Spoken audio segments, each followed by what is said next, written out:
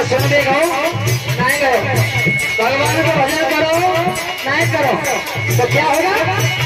यमदूत लगा पे मारो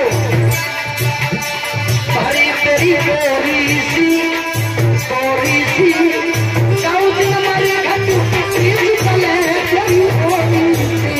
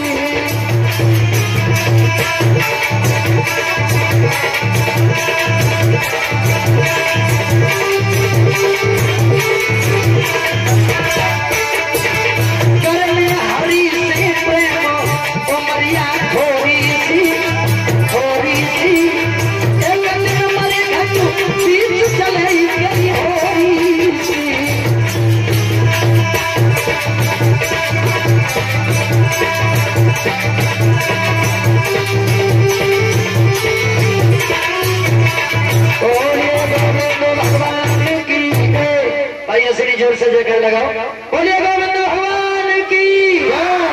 आइए देखिए कैमरा वाले भैया दूर से चल करके आए, एक सुंदर सा कीर्तन सभी भक्त ताली बजाएंगे। जो कोई प्रभु के दरबार में नृत्य करता है उस दुनियादारी में नाचना नहीं पड़ता है।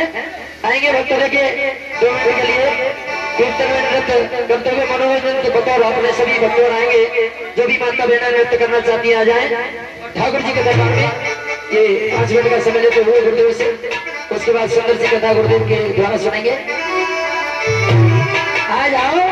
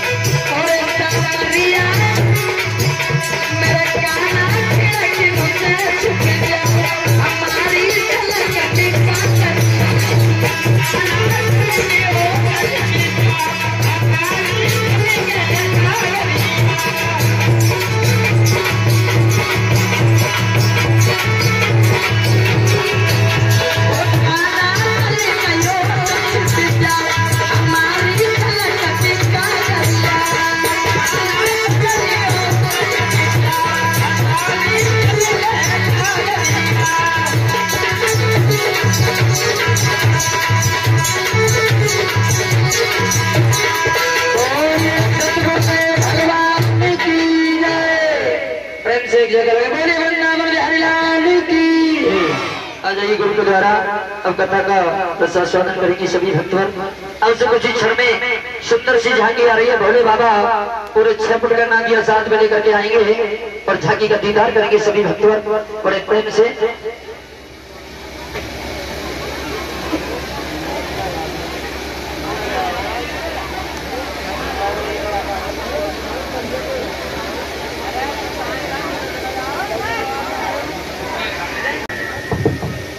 पद्मनाभं सुरेशं विश्वाधारं गगन सदृशं मेघवर्णं शुभांगं ॐ लक्ष्मीकान्तं कमलनयनं योगध्यानगम्यं वन्दे विष्णु भवभयहरं सर्वलोकैकनाथम्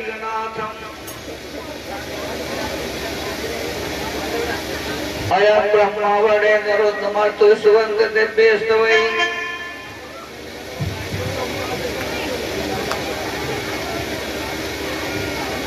वेदर्दे सांग पदक्रमोन सर्वे गार्यन्तिं सामगा ध्यायानां पस्तद्गतेन पश्चाते योगिनो यासान्ताना बिन्दु सुरासुरगणा देवाय तस्मै नमः। तो गुरु आपके चरण की मैन रज मस्तक लई धारे देव अटल वरदान मोए मत है जाऊं भव से पार।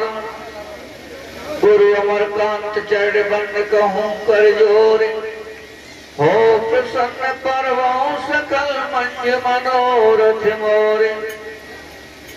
जन्म से ही आपके चरणों में मेरो नेह बड़ोई भरोसो मोकु अंजनी के छैया को हाथ जोड़ विनती करो चरणों में गौरा मात रहे ध्यान मेरी और बैल के चढ़ैया को। देखिए भाई जगह का अभाव पड़ जाएगा इसलिए एक बिछाई आगे और बिछा लें।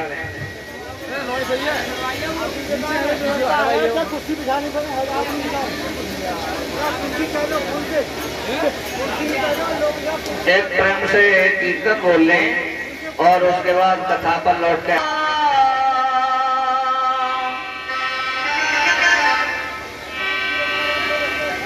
तो श्री गुरु चरण सरोज रज निज मन मुकुर सुधारे रघुवर मलिन सुजोदायक फल चार बोधहीन तन जान के मैं सुमरू पवन कुमार कल विद्या दे मोय हरो कले स्वीकार।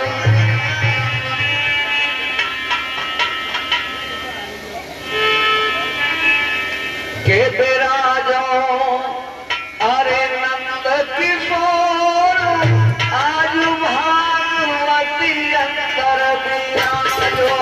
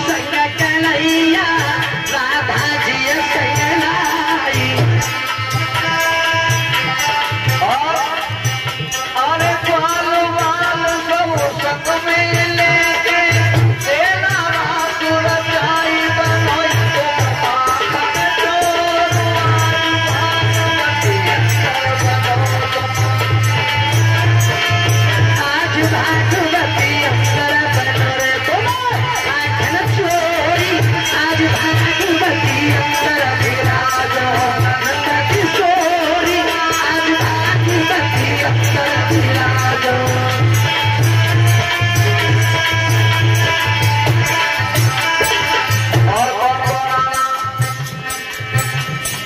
रामचंद्र जी मैं सीता के सभा विराजो अरे रामचंद्र जी मां सीता के सभा विराजो आए। रामचंद्र जी मैं सीता के सभा विराजो अरे रामचंद्र जी मां सीता के सभा विराजो आए। लक्ष्मण भरत शत्रुघ्न यहाँ पे अयो चारों भाई धनुष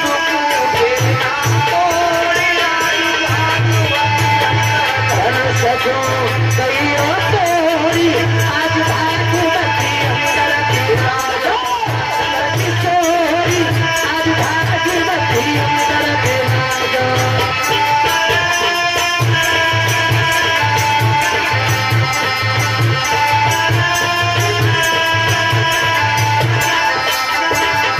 और कौन कौन आना हाँ बेल ना दिया के तेरी ऊपर ले गोरा तू साथ अरे बेलना दिया के चढ़ियो पर ले गो रातू साथ।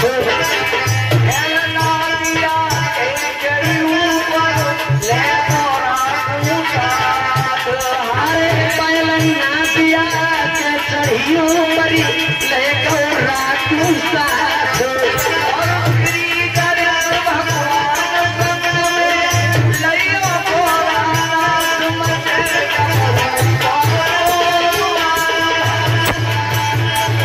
राजो नंद किशोरी आज भागवती अंतर विराजो आखन चोरी आज भागवती अंतर।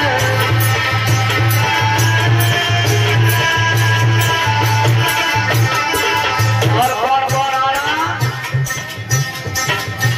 हाँ सरस्वती माँ और आना हनुमान महाराज अरे सरस्वती अम्माई और याना हनुमान महाराज। सरस्वती माँ और आना हनुमान महाराज ए सरस्वती माँ और यहाँ आना हनुमान महाराज। और ओम प्रकाश शास्त्री की राखो आज सभा में लाज लगाते तुमसे डोरे आज तुमसे डोरी आज भागवती अंतर विराजो नंद किशोरी आज भागवती अंतर विराजो।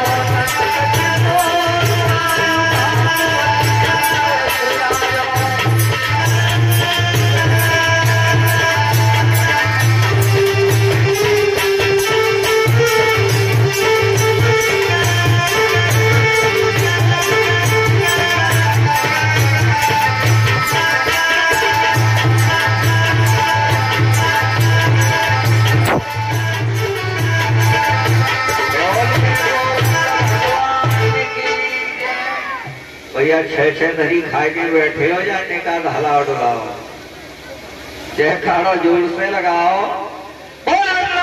हरी लाल की सारे सज्जनों अभी कुछ देर पहले हमारे परम प्रिय शिष्य श्री विनोद कुमार के द्वारा आप राजा याति चरित्र को सुन रहे थे जिसमें उन्होंने बताया था कि जब देखें देवयानी और शर्मिष्ठा दोनों ही उस तालाब पर स्नान करने के लिए गई, उधर से शंकर भोलेनाथ आए तो देखिए सबने उनको देख करके लज्जा के मारे वस्त्र पहनने के लिए भागी तो भूलवश में क्या हुआ, देवयानी के वस्त्र जो राजा की लड़की शर्मिष्ठा थी उसने धारण किए, और जो गुरु शुक्राचार्य की लड़की थी उसने स्वयं राजा बृहस्पति की लड़की शर्मिष्ठा के वस्त्रों को पहन लिया। जब देवयानी को क्रोध हुआ, हाँ भैया शांति बना रखो, जब देखिए उसको क्रोध हुआ तब देवयानी ने कहा, अरे भागे तूने मेरे कपड़ों को पहना है, ये तेने बड़ा गलत काम किया। शर्मिष्ठा ने कहा, बहन मैंने भूलवश ये तुम्हारे कपड़े पहन लिए और अब मैं आपके कपड़े आपको देती हूँ, मेरे कपड़े मुझे दे दो। कहने लगे, अरे भागे मैं एक ब्राह्मण कुल में मेरा जन्म हुआ है, तू एक राक्षस की लड़की है, तो भला मैं तेरे वस्त्रों को कैसे पहन सकती हूँ। जब बार बार निवेदन किया तो देखिए वहां दोनों में झगड़ा होने लगा, और झगड़ा इतना बढ़ गया कि देखिए राजा की लड़की जो शर्मिष्ठा थी उसने देवयानी को और झट से कुएं में फेंक दिया। बोलिए गोविंद भगवान की।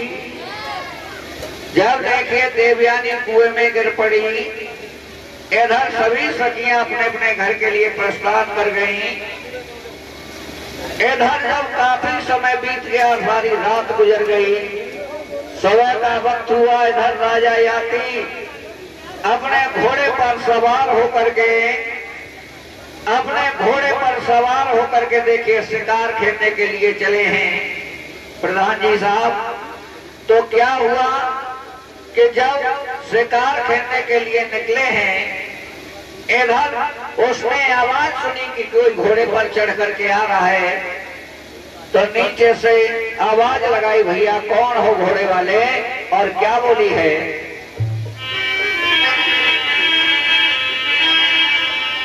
के घोड़े पाले स्वान करूं की जइयो निकटे रही हूँ, घोड़ा पाले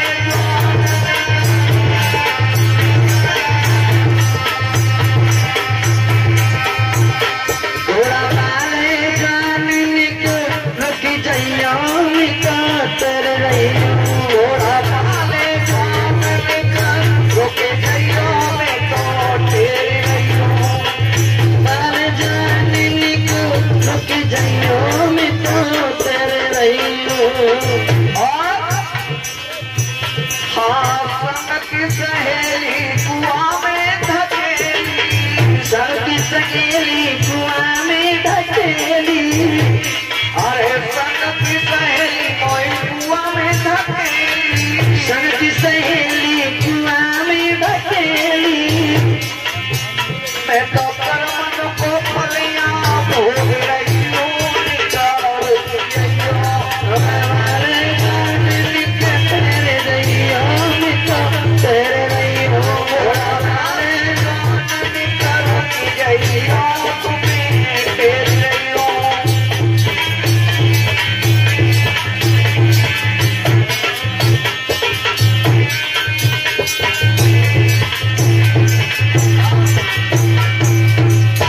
आवाज लगाई, कौन हो भैया। राजा याति ने देखा इस कुएं के अंदर कौन है जो इस तरह से मुझको पुकार रही है। राजा ने झुक करके देखा तो देखा उसमें एक लड़की पड़ी हुई है। प्यारे सज्जनों, हमारी माता और बहनों, इसके बाद देवयानी जो थी, राजा ने झुक करके देखा उनके भाई तू कौन है। प्यारे सज्जनों, इधर राजा को भी बड़ी जोर की प्यास लगी हुई है। राजा ने भी सोचा कि ला उसमें से पहले थोड़ा सा जल पीते हैं। इधर उसने आवाज को भी सुना, जैसे उसने अपने उसमें लोटे को फंसाया है, तो क्या होता है।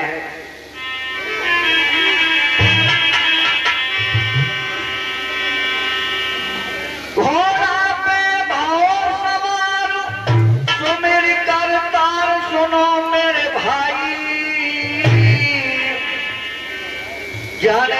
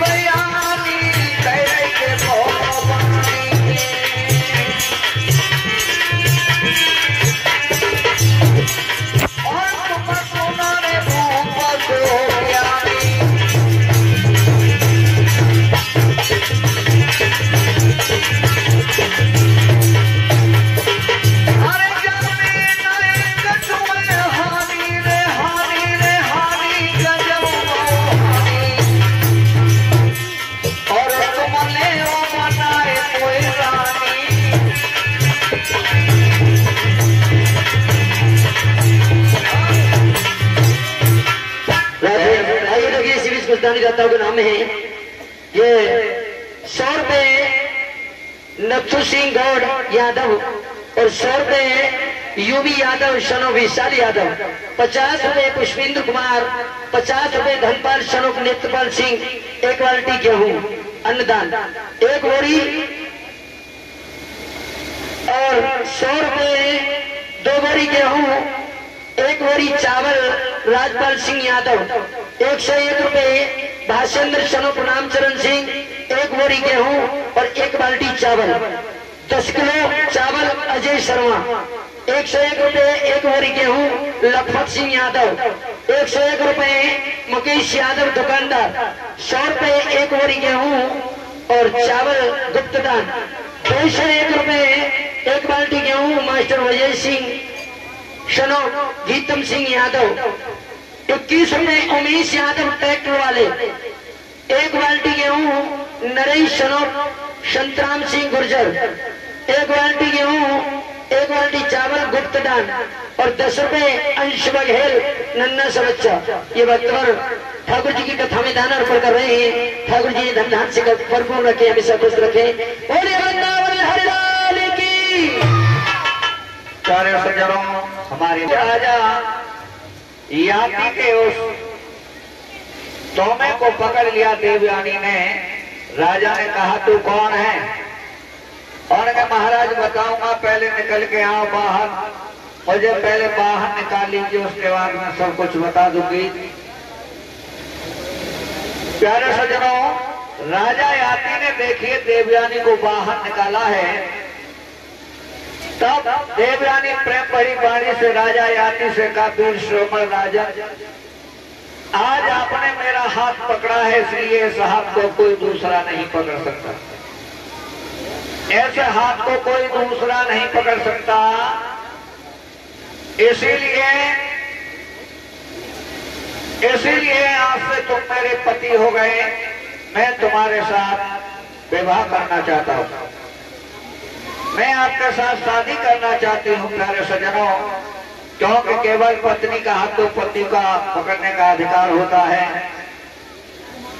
राजा याति ने कहा तू कौन है जो मेरे पीछे पड़ी हुई है? मैं तेरे साथ शादी नहीं कर सकता। क्यों? तू पहले अपना परिचय दे, कौन है?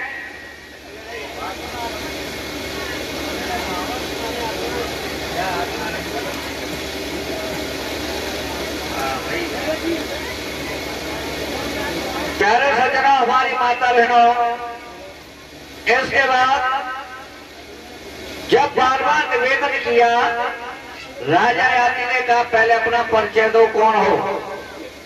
कहने लगी कि मैं देवगुरु बृहस्पति की यानी शुक्राचार्य की लड़की हूँ, और इस समय बृहस्पति की जो लड़की थी शर्मिष्ठा, उसमें मुझ में झगड़ा हुआ, वो मुझे कुएं में डाल करके चली गई। जब इस प्रकार कहा प्यारे सज्जनों, तब देखिए राजा याति ने कहा कि तुम्हारा कहना ठीक है, लेकिन तुम एक ब्राह्मण की कन्या और मैं यादव कुल में क्षत्रिय हूं, तो मेरे साथ तुम्हारा विवाह कैसे हो सकता है?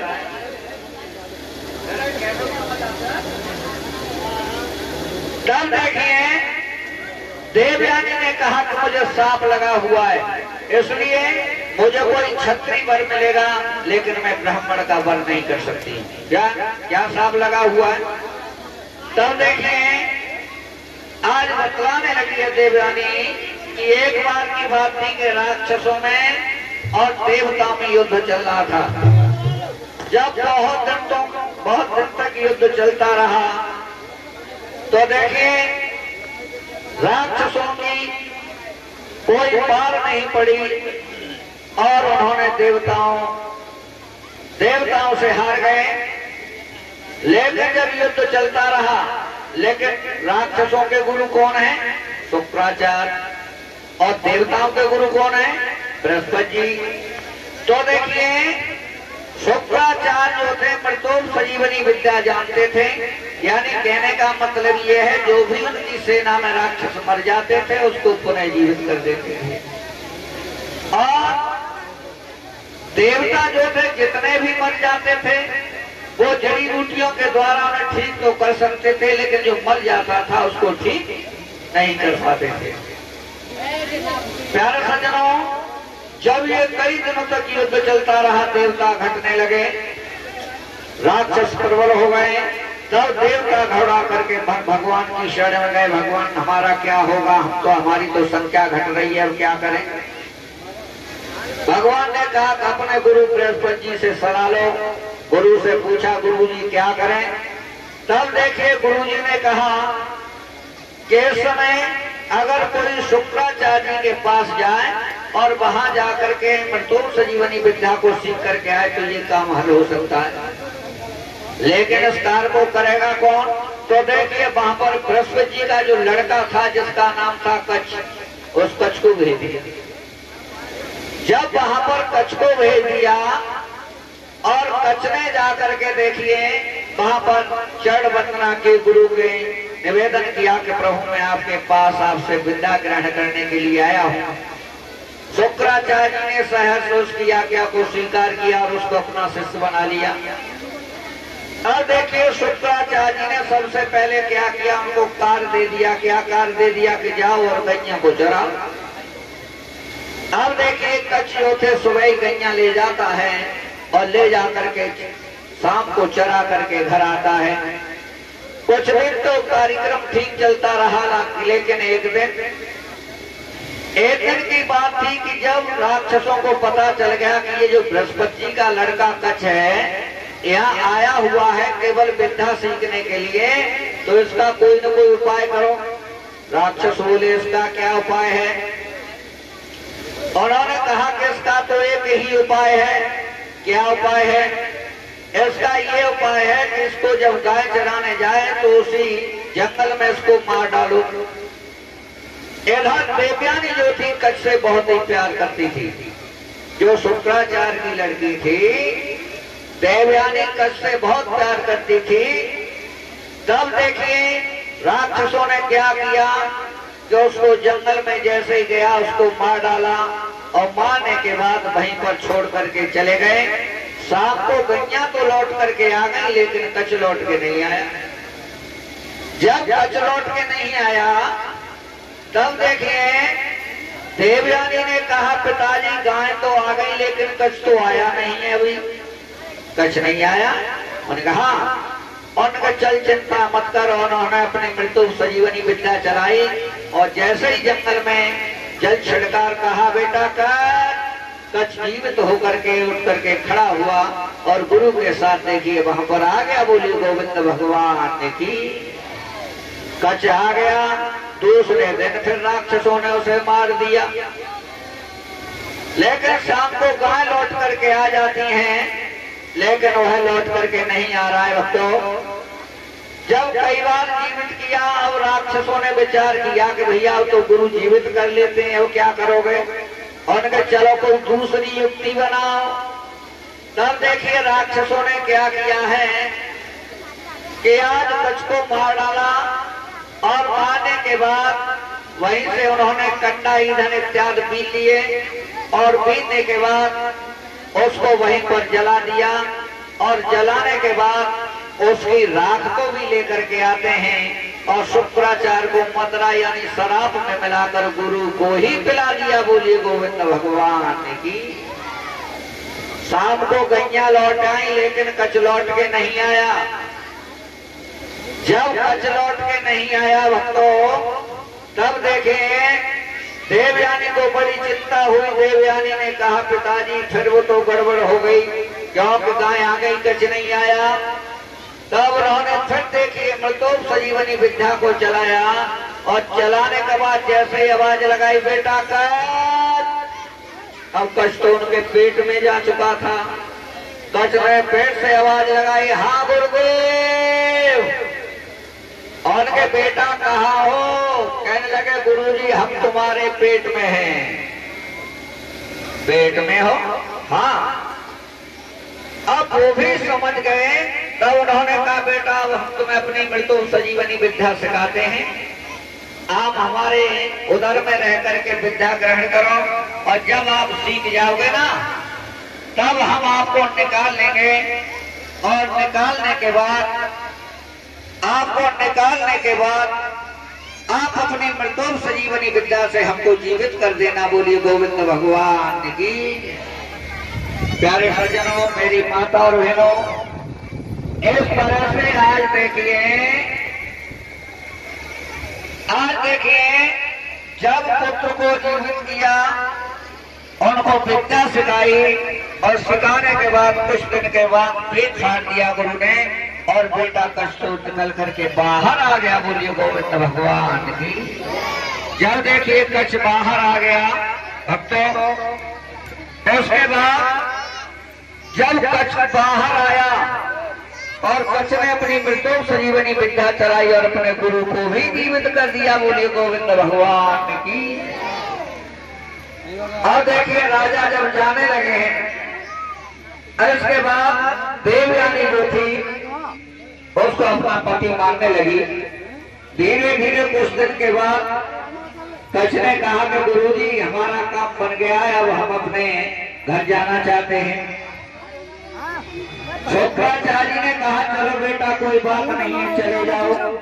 इसके बाद देखिए जब वो अपने घर जाने लगे हैं, प्यारे सज्जनों, जब देखिए घर को जा रहे हैं उसी समय पीछे पीछे देवयानी भी चलने लगी।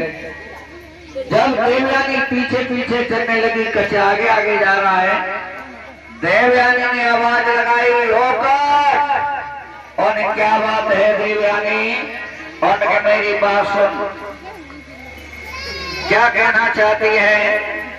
तब देखिए देवयानी कहने लगी, कच्छ ऐसा कर तू मेरे साथ शादी कर ले। कच्छ ने कहा बेवकूफ, तू मेरे गुरु की लड़की है, इसलिए मेरी बहन भी होती है, मैं तेरे साथ शादी नहीं कर सकता। उन्होंने तुझे करनी पड़ेगी। उन्होंने मैं तेरे साथ शादी कभी नहीं करूंगा। बार बार निवेदन करती रही, कच्छ मना करता रहा। उसके बाद उसने कहा अभी कुछ नहीं बिगड़ा है, अरे अभी कुछ नहीं बिगड़ा है, और एक बार शादी कर ले मेरे साथ। उन्होंने कभी नहीं करूंगा। जब कच्छ नहीं माना, आगे जाने लगा, तब देखिए देवयानी ने उस कच्छ को रोक लिया और कहा कि तू यहीं पर खड़ा हो जा। और खड़ा जैसे ही हुआ, उसके बाद देखिए देवयानी ने कहा कि जो अब तक मेरे पिता से तूने विद्या सीखी है वो तुरंत ही तेरी निष्फल हो जाए। बोलिए गोविंद भगवान की जी। बहुत सुंदर सी झांकी आने वाली है कुछ ही समय। कच्छ ने कहा कि अरे ये तो बड़ी गड़बड़ हो गई, ये तो बड़ा गड़बड़ हो गया, अब क्या करूं मैं? जिस काम के लिए आया और दुष्ट ने तो मेरा वो ही निष्फल कर दिया। देवयानी लौट के जाने लगी।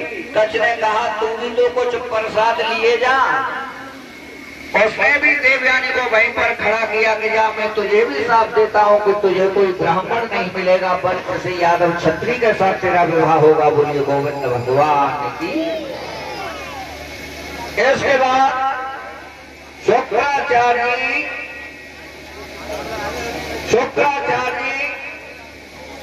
वहीं पर रहने लगे और देवयानी भी वहीं पर रहने लगी।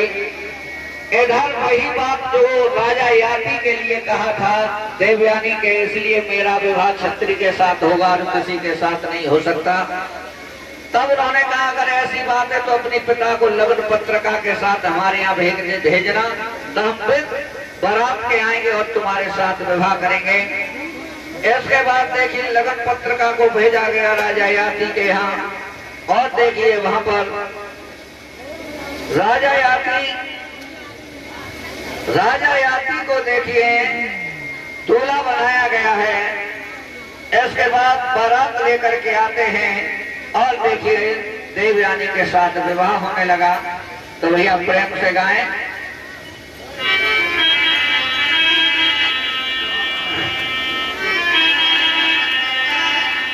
के मेरी पहली भमरिया हो, हाँ मेरी पहली भमरिया रे, के वही बेटी बापरी, मेरी पहली भमरिया रे। बोलो मेरी पहली भमरिया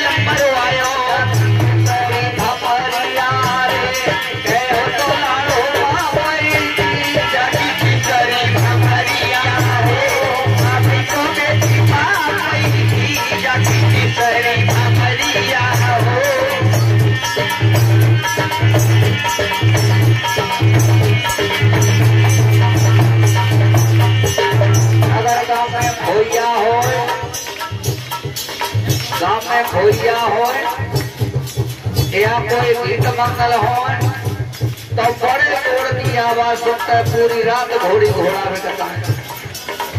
लेकिन भगवान के दरबार में किसी का मुख नहीं खुलने जा रहा, तो भैया प्रेम से बोलो, एक दिन का मेला, 2 दिन का, 3 दिन का मेला, और उसके बाद यहाँ से मेला उखड़ जाएगा।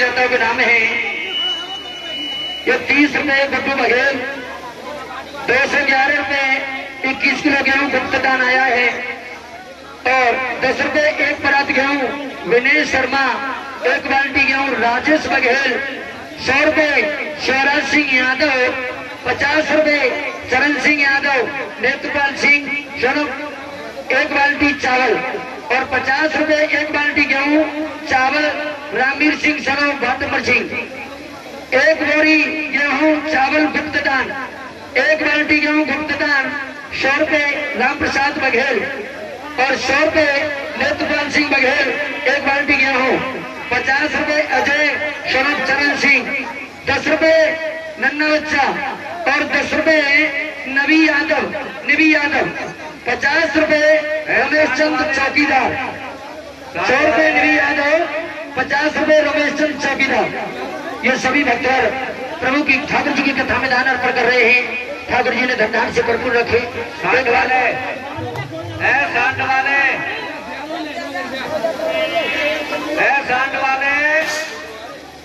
ये माइक क्यों नहीं बज रहा?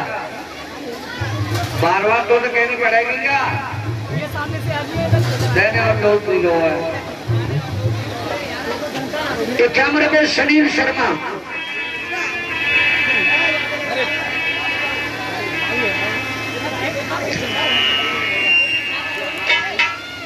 हेलो,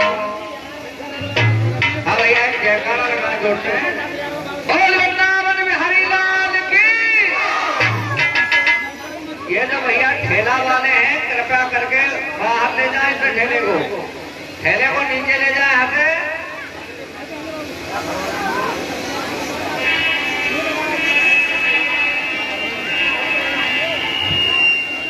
हाँ भैया कीर्तन बोले प्रेम से, उसके बाद कथा वो लौट के आएंगे।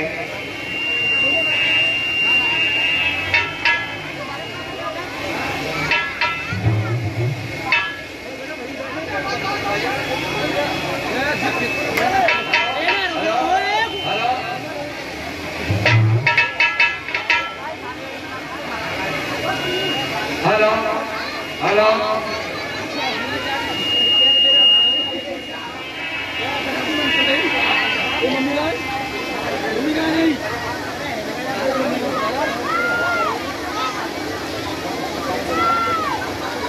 ये कबाड़ो लाला के तेरे खट्टो पल्लो का मतलब है तेरे जाको हैं?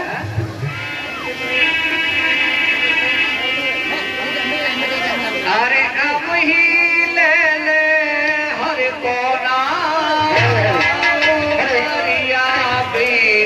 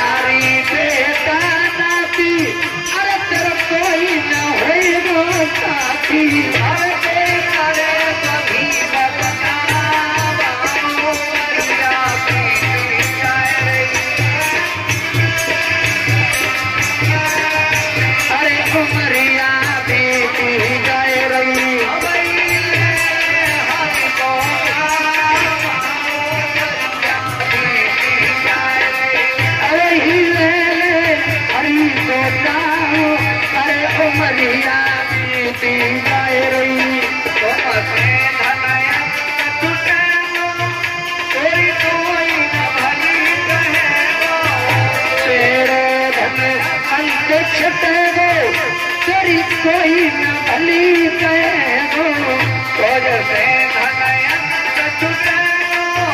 तेरी कोई न भली कहो तेरे धन अंत छुटे गो तेरी कोई क्या है कर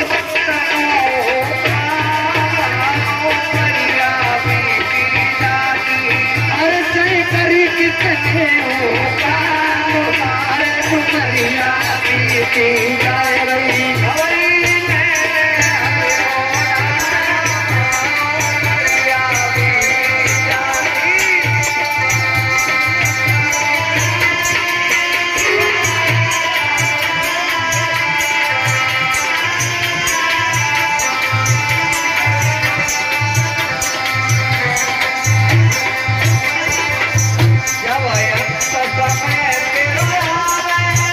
तेरी तारीफ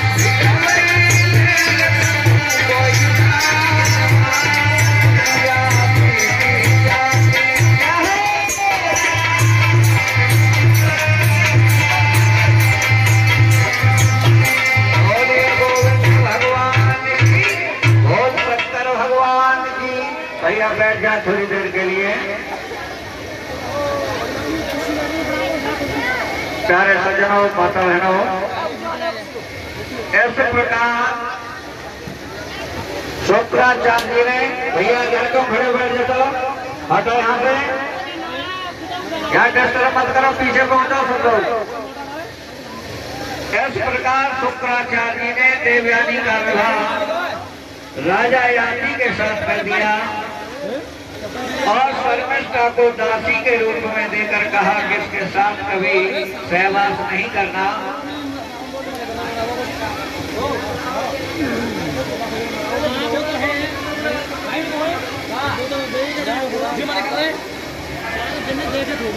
परिचय कुछ दिनों के बाद धीरे कैमरा भी रह गए। हाँ भैया,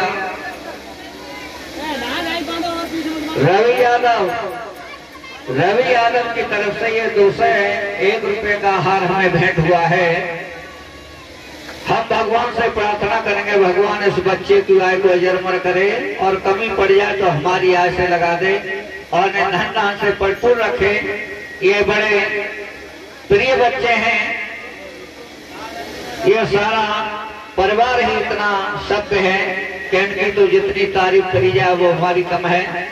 हमें सारे काम से पूरा सम्मान मिला है, हम इसके लिए बड़े भारी हैं।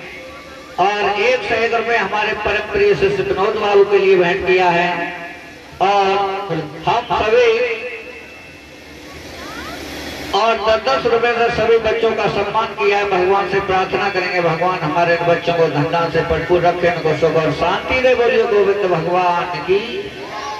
परिचय कुछ दिनों के बाद देवयानी पुत्रवती हो गई और उसको पुत्रवती देखकर एक दिन शर्मिष्ठा ने भी अपने ऋतु स्नान से निवृत्त होकर देवयानी के पति याति से एकांत में जाकर कहा कि राजन, मैं आपसे एक बात पूछना चाहता हूं। क्या? शर्मिष्ठा ने कहा कि शादी में जो दूल्हे के लिए वस्तु मिलती है उस पर अधिकार किसका होता है? यानी जो शादी में वस्तु दी जाती है दूल्हे के लिए उस पर किसका अधिकार होता है? राजा याति ने कहा, देवी उस पर अधिकार तो दूल्हे का होता है। तो कहने लगे, मैं भी दान में आपके लिए आई हूँ, तो मैं भी आपसे चाहती हूँ कि मेरी भी कोई संतान पैदा हो। तब देखिए राजा याति ने जो शर्मिष्ठा दासी बन करके आई थी उसके साथ भी सहवास किया। तो देवयानी जो पत्नी बन के आई थी उसके 2 पुत्र हुए। लाला रे इसे हटा देने, कैमरा में ये फिर आएगा नहीं, बाद में लगा देना जब कन्हैया में। तो इसके बाद देवयानी के देखिए 2 पुत्र हुए हैं। यदु और प्रभुसु जो शादी होकर के आई और जो दासी बन के आई थी उसके 3 पुत्र हो गए जिनके नाम है दोहे, अनु और पुरु। प्यारे सज्जनों, इसके बाद जब देखा देवयानी ने देखा करे जो मैं पत्नी बन के आई थी तो मेरे तो 2 पुत्र हुए और जो मेरी दासी बन के आई थी उसके देखिए 3 पुत्र हो गए। तो देवयानी वहां से भागती हुई जाकर के अपने पिता के यहाँ पहुंच गई। जब देखिए शुक्राचार्य के यहाँ पर पहुंच गई तब देखिए क्या हुआ।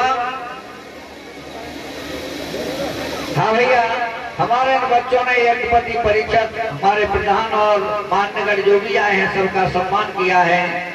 हम परमात्मा से प्रार्थना करेंगे भगवान हमारे बच्चों को धंधा से भरपूर रखे और इनको सुख और शांति देता रहे। बोले गोविंद भगवान की। भाई शांति बनाए रखे। देखिए कथा बहुत सुंदर आ रही है आपके सामने।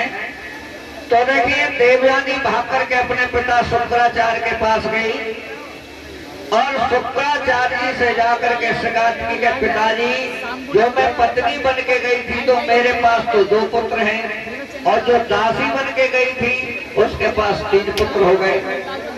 राजा याति भी पीछे पीछे भागते हुए जा रहे हैं। राजा याति देवयानी के पीछे पीछे भागते हुए जा रहे हैं और जैसे ही देवयानी ने कहा, पिताजी मेरे पास 2 पुत्र हैं, और जो दासी बन के गई थी उसके पास 3 पुत्र हो गए। राजा भी पहुंच गया। राजा हाथ जोड़ करके खड़ा हुआ था तो शुक्राचार्य जी ने राजा याति को साथ दे दिया, जा हम तुझे साथ देते राजन के तुलसी सब इसी क्षण और देखिए बुढ़ा हो जा। बोलिए गोविंद भगवान की। प्यारे सज्जनों माता बहनों, इस तरह से अब देखिए राजा याति के पास बुढ़ापा आ गया। जब बुढ़ापा आ गया तो चरणों में गिर पड़े राजा याति। अपने ससुर के यानी शुक्राचार्य के चरणों में गिरकर प्रार्थना की कि हे प्रभु अब हमें हमारा क्या होगा। अब देवयानी ने कहा पिताजी मैं भी तृप्त नहीं हूँ, आपने ये तो गलत कर दिया और कोई शाप दे देते तो ठीक था, लेकिन ये तो आपने गलत किया। तब शुक्राचार्य जी ने याति से कहा राजन एक शर्त पर तुम्हारे पास जवानी आ सकती है क्या, कि अगर तुम्हारे 5 लड़के हैं और 5 लड़कों में से कोई भी आपको अपनी जवानी दे देगा तो आपके पास फिर से जवान हो जाओगे और उसके पास बुढ़ापा हो जाएगा। राजा याति अपने घर लौट करके आए तो सबसे बड़ा पुत्र जो देवयानी का था जिसका नाम था यदु, यदु से राजा ने कहा बेटा मैं अभी तृप्त नहीं हुआ है, विषय वासनाओं से तृप्त नहीं हुआ हूँ, ऐसा करें बेटा मेरा बुढ़ापा आप ले लीजिए और अपनी जवानी हमें दे दीजिए। तब यदु कहने लगे पिताजी आपकी बुद्धि कितनी गड़बड़ हो चुकी है, आपको बुढ़ापे ने घेर रखा है। ऐसा भी कोई पिता होगा जो बेटे को बूढ़ा बनाएगा और स्वयं जवान बनेगा, भाग जाओ, हम तो ऐसा नहीं करेंगे। तब देवयानी का दूसरा पुत्र था जिसका नाम था पुरवसु। तो पुरवसु से भी कहा बेटा हमें अपनी जवानी दे दो, हमारा बुढ़ापा आप ले लो। तब उसने भी फटकार लगा ली कितने बुढ़े, क्या करोगे जवानी का। ऐसा भी कि कोई होगा जो बच्चों को बुढ़ापा दे और स्वयं जवानी ले। एक एक करके सभी पुत्रों के पास गए। जो शर्मिष्ठा के 3 पुत्र थे, दोहे अनु और पुरु, दोहे के पास गए, उसने भी मना कर दिया, और अनु के पास गए, उसने भी मना कर दिया। और उसके बाद पुरु ने जब निवेदन किया तो राजा पुरु ने कहा आप चिंता न करें पिताजी, अगर ऐसी बात है तो अपना बुढ़ापा मुझे दे दीजिए और मेरी जवानी आप ले लीजिए। आप देखिए पुत्र ने क्या किया, पिता की जवानी को स्वयं ले लिया और अपना बुढ़ापा अपने पुत्र को दे दिया। इसके बाद देखिए 1000 वर्ष तक राजा याति ने अपनी पत्नी के साथ विषय भोग किया, किंतु उससे फिर भी जब तृप्ति न होने पर उन्हें उससे घृणा हो गई। तब उन्होंने शीघ्र ही उन्हें वैराग्य उत्पन्न हो गया। राजा याति ने पूर्व दशा का राज्य दुह को दिया, दक्षिण का यदु को, पश्चिम का पुरवसु को और अनु को उत्तर का राज्य दे दिया, और सारे भूमंडल का संपत्ति राजा पुरु को बना करके स्वयं संन्यास धारण कर लिया। बोलिए गोविंद भगवान की। भैया एक कीर्तन बोले प्रेम से।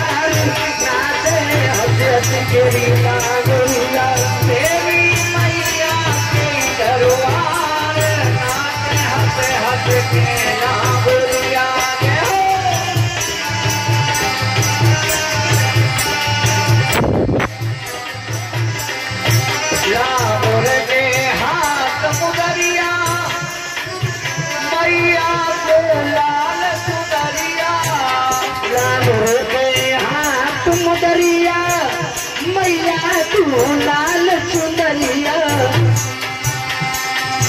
लागोर के हाथ मुदरिया, मैया को लाल चुनरिया लागोर के हाथ मुदरिया।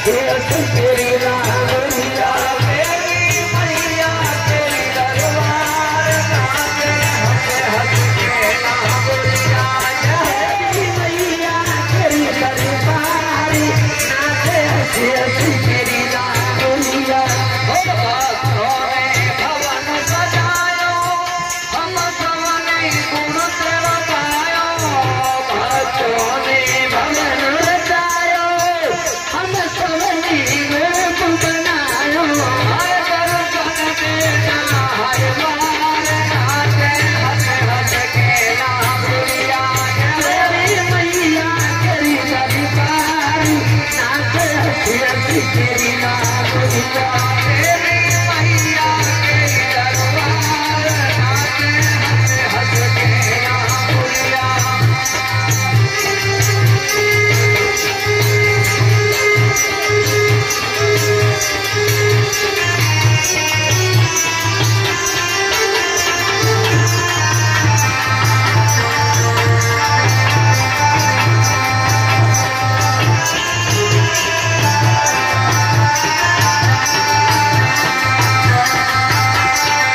सेवा कर में लाए और परमा करने आए पुष्प सेवा कर में लाए और परमा करने आए और धन धन की है धन घोर नाचे हंस हंस के नागरिया जय मैया तेरी दरबारी नाचे हंसी हंसी तेरी नागरिया तेरी माता के दरबार नाचे हंस हंस के नागरिया तेरी मैया तेरी दरबारी नाचे हंसी हंसी तेरी नागरिया तेरी मैया के दरबार नाचे हंस हंस के नागरिया हंसी हंसी तेरी नागरिया नाचे हंसी हंसी तेरी